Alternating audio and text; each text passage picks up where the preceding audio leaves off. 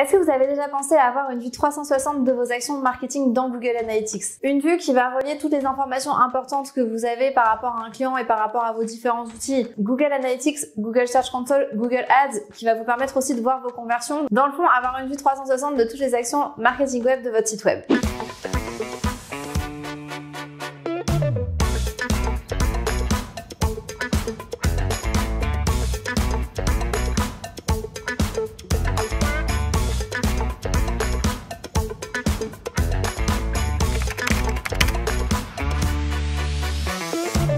La première étape pour bien paramétrer Google Analytics, ça va être de paramétrer une propriété. Sur Google Analytics, vous avez en fait plusieurs niveaux. Vous avez le niveau compte. Imaginons que vous ayez plusieurs sites web. Vous pouvez avoir un compte pour tous ces sites web-là. Ou même si vous avez des applications mobiles, etc., vous pouvez avoir donc un compte. Et à l'intérieur de ce compte-là, vous allez regrouper vos sites web, vos applications mobiles, etc.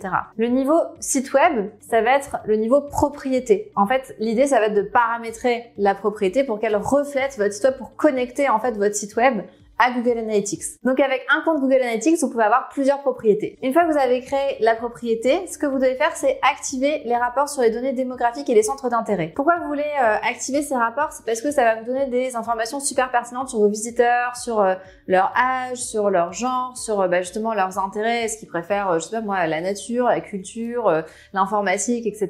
Ça va vous permettre aussi de créer des personas, donc du coup de mieux identifier, justement en identifiant les intérêts des internautes, ça va vous permettre de faire des personas, donc c'est-à-dire des espèces de personnages où vous allez pouvoir associer un âge, un centre d'intérêt, etc. pour mieux comprendre ce qu'il attend et comment il pourrait convertir sur votre site web. Et évidemment, le but de tout ça, ça va être de trouver les informations les plus utiles pour favoriser les conversions de votre site web. La troisième chose à faire, ça va être de lier la Google Search Console. Donc pour rappel, la Google Search Console, ça a pour but de donner des informations par rapport au référencement naturel de votre site. Donc c'est le positionnement organique de votre site sur Google. Donc vous allez avoir la part d'impression, vous allez avoir le positionnement de vos mots-clés et vous allez avoir aussi plein d'autres informations. D'ailleurs, on a fait une vidéo où on mentionne quand même pas mal de détails sur la Google Search Console, comment ça fonctionne et comment vous pouvez l'utiliser pour vos mots-clés. On va vous mettre le lien ici. Donc si vous avez besoin de plus d'informations, n'hésitez pas à aller la voir. Mais c'est pas quelque chose qu'on va voir en priorité aujourd'hui. J'en profite aussi pour vous dire que vous êtes de plus en plus nombreux à regarder nos vidéos. Donc merci beaucoup pour ça.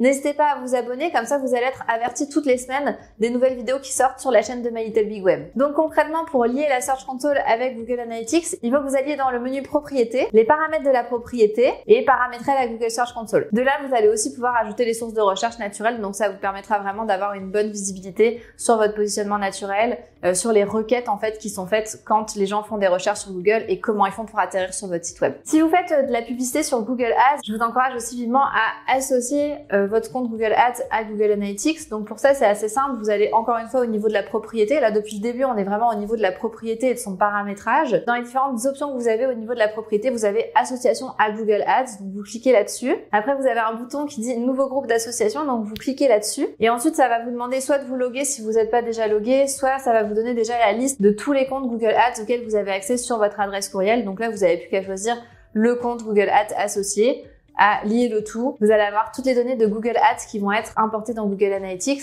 Donc ça va vous permettre encore une fois d'avoir une vue plus précise sans avoir besoin de vous connecter sur toutes les différentes plateformes. La deuxième grande étape, une fois qu'on a paramétré la propriété, ça va être de paramétrer une vue. En fait, comme je disais tout à l'heure, vous avez au niveau du compte, là vous pouvez mettre plusieurs propriétés, donc plusieurs sites web, plusieurs applications.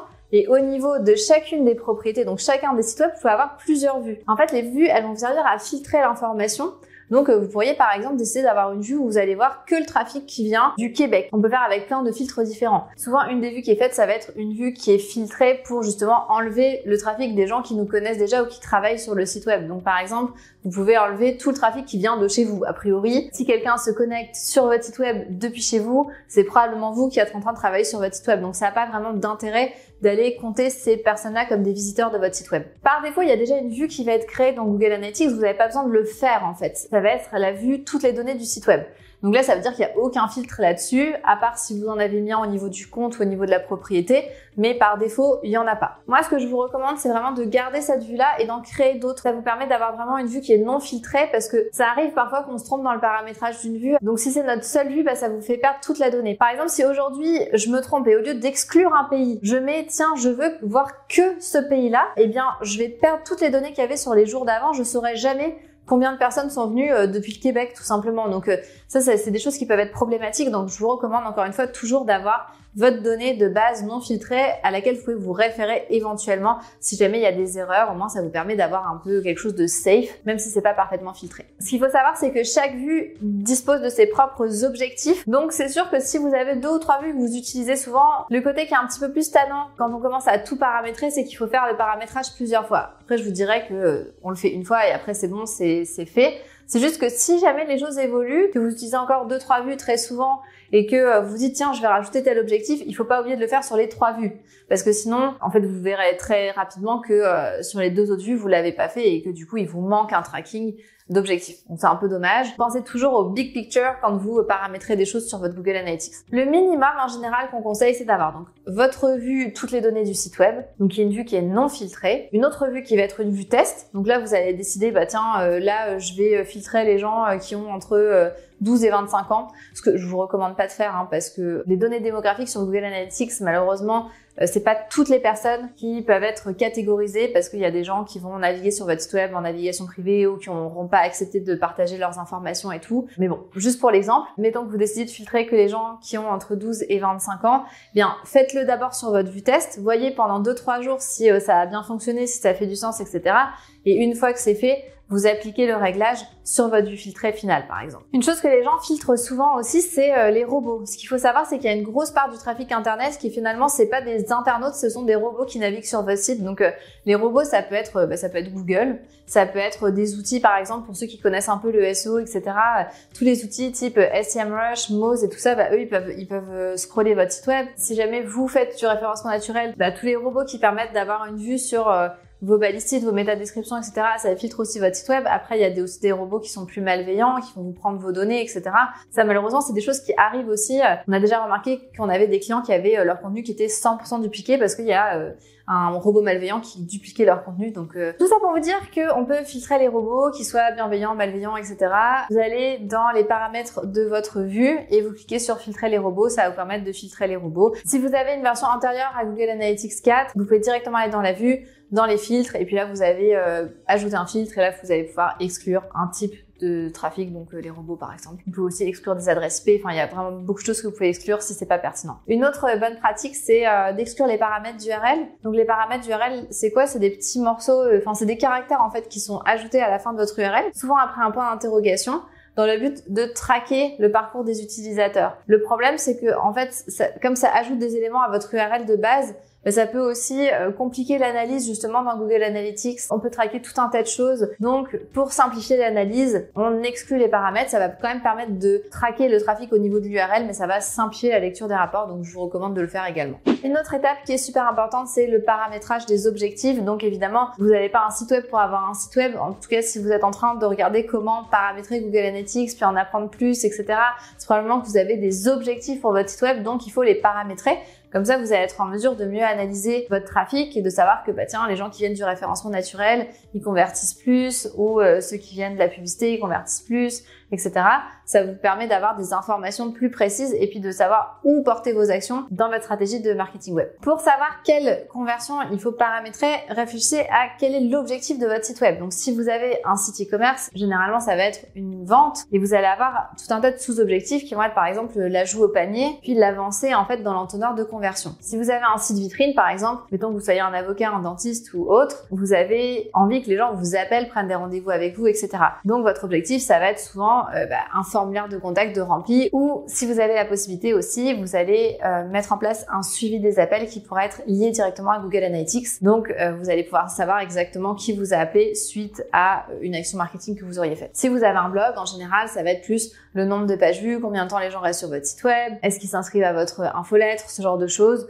Donc, ça va être tout un tas d'objectifs que vous avez envie de suivre et ça prouve que les gens aiment votre contenu, restent sur votre site web et c'est le genre d'objectif que vous voulez atteindre et que vous voulez améliorer en permanence. Pour paramétrer vos objectifs dans Google Analytics, il faut choisir votre type d'objectif. Donc, il y a 4 types d'objectifs. Le premier, c'est la visite d'une page. Donc là, vous allez mettre une URL, généralement qui correspond à votre page de remerciement. Votre page de remerciement, elle apparaît généralement quand les gens soumettent un formulaire. Donc, ils soumettent un formulaire. Après ça, il y a une autre page qui se charge et qui dit « Merci de nous avoir contactés ». Donc, évidemment, si quelqu'un arrive sur cette page « Merci de nous avoir avoir contacté, a priori, c'est qui vous a contacté. Si c'est pas le cas, vous avez un problème sur votre site web. Si tout est bien paramétré, c'est une page que vous voulez traquer pour justement savoir combien de personnes sont arrivées sur cette page. Ça veut dire combien de personnes vous ont contacté pour prendre un rendez-vous avec vous. Le deuxième type d'objectif, c'est la durée. Donc exemple, là, on va traquer les gens qui restent 30 secondes, 1 minute, 2 minutes, 3 minutes, 4 minutes. C'est plus au niveau des blogs et tout ça en général. Si vous faites des gros articles de blog, par exemple, moi je lis souvent des choses sur Quartz, mais ils font des super longs articles. Donc pour eux, ça va être intéressant de savoir où on en est rendu au niveau de la lecture de l'article, et ils savent que un article comme ça prend 5 minutes à lire. Donc si la personne n'avait pas resté au minimum 2 minutes sur l'article, c'est qu'elle l'a pas vraiment lu. Ça veut dire que l'objectif est pas réalisé et qu'il faut probablement faire un changement dans soit le titre de l'article, soit le contenu, il y a plein de choses qui pourraient être améliorées, mais ça devrait être un de leurs objectifs. Le troisième type d'objectif, ça va être un événement. Un événement, c'est un morceau de code que vous allez mettre sur un bouton pour traquer les gens qui ont cliqué sur ce bouton-là, en fait, tout simplement. Donc ça peut être un bouton, ça peut être un lien. En fait, on peut quasiment tout traquer avec un événement. On peut en mettre partout des événements. Donc on va essayer de faire ça de manière méthodique, mais si je reprends l'exemple du formulaire de contact avec la page de remerciement, vous avez la possibilité, quand quelqu'un clique sur le formulaire de contact, soit de générer une page qui va dire merci, donc là c'est la page de remerciement, ou bien vous avez la possibilité de ne pas générer de page et d'avoir un petit message parfois qui s'affiche en dessous qui dit merci de nous avoir contacté, mais ça ne génère pas une nouvelle URL. Donc ça veut dire que si on veut traquer ça, il faut mettre un événement, donc un morceau de code sur le bouton « Contactez-nous » pour pouvoir le traquer. Le quatrième type d'objectif, ça va être le nombre de pages écran par session. C'est comme ça que ça s'appelle. Dans le fond, c'est de voir combien de pages ont été consultées lors d'une visite sur un site web. D'après moi, c'est pas l'objectif le plus intéressant parce que ça force les gens à aller visiter beaucoup de pages, mais parfois, si vous avez une personne qui va lire votre article pendant 5 minutes, ça a une certaine valeur. Ça, c'est le type d'objectif qui est beaucoup utilisé dans, vous savez, parfois, on va lire un article et puis on doit appuyer sur le bouton Next à chaque argument, en fait. Et puis là, t'as 50 pages qui se chargent les unes après les autres. Souvent, c'est pas forcément du contenu ultra qualifié. Mettons qu'on va aller voir, je sais pas, toutes les robes de la reine d'Angleterre et à la place de tout te mettre ça sur une seule page et ils te font un next à chaque fois pour vérifier que tu regardes bien toutes les tenues que la reine d'Angleterre a portées. En général, l'objectif, ça va être justement de générer le plus de pages vues possible sur le site web et les personnes le monétisent comme ça. Ensuite, vous avez le paramétrage e-commerce. Parce que là, on n'a pas vraiment parlé des sites de vente en ligne. Évidemment, c'est pas le même type d'objectif, ça se paramètre pas de la même façon parce que quand on a un site e-commerce, on veut savoir combien on a eu d'achat, combien on a généré de chiffre d'affaires, etc. Donc, on a quand même beaucoup plus d'informations qu'on veut aller chercher. On veut aussi connaître le taux de conversion par produit, par page, etc. Donc, ça, c'est des choses qu'on peut aller chercher justement avec la portion e-commerce de Google Analytics. Comment on fait ça? Vous devez activer le commerce électronique sur Google Analytics. Dans la vue principale, vous devez repérer la partie paramètres de commerce électronique. Vous cliquez dessus et il y a une fenêtre qui va s'ouvrir et là, vous cliquez sur activer le commerce électronique. Vous verrez un autre bouton qui est affiché pour activer les rapports du commerce électronique. Donc, vous cliquez dessus évidemment. Donc là, ça va vous permettre d'avoir vraiment une vision d'ensemble des performances de votre site web au niveau du commerce électronique et au niveau des ventes. Quand on commence à analyser ce genre de choses, si on se met pas limite, je pense qu'on peut passer des heures et des heures. Évidemment, le but, c'est toujours d'aller se concentrer sur notre objectif, c'est-à-dire comment améliorer mon chiffre d'affaires, mes ventes, etc. Soit mon nombre de ventes, soit le montant de mon panier moyen. Vous allez avoir toutes ces informations-là pour justement prendre les meilleures décisions. Merci beaucoup d'avoir regardé cette vidéo. J'espère que vous en aurez appris beaucoup plus sur Google Analytics et comment le paramétrer correctement. N'hésitez pas si vous avez des questions en commentaire et n'oubliez pas de vous abonner pour voir toutes les vidéos qu'on publie chaque semaine sur la chaîne de My Little Big Web.